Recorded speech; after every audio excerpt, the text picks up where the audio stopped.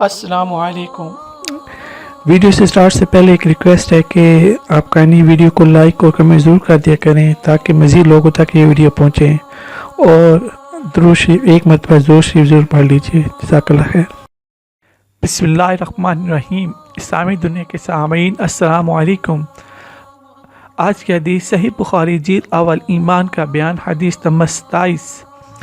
اس کے راوی ہیں قتیبہ، لیث، یزید بن ابی حبیب، ابو الخیر، عبداللہ بن عمر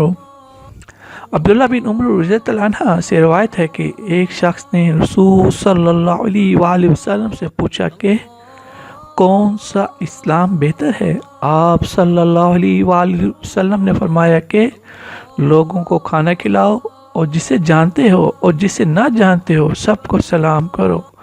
یہ عمل بہت ہی آسان ہے، ہم بھی کوشش کریں کہ چلتے پھرتے جس کو بھی دیکھیں اس کو سلام کریں، اور اس سے ہمارے درجات ہی بلند ہونے ہیں، تو دعا میں یاد رکھیے گا۔ جزاک اللہ خیر۔ السلام علیکم۔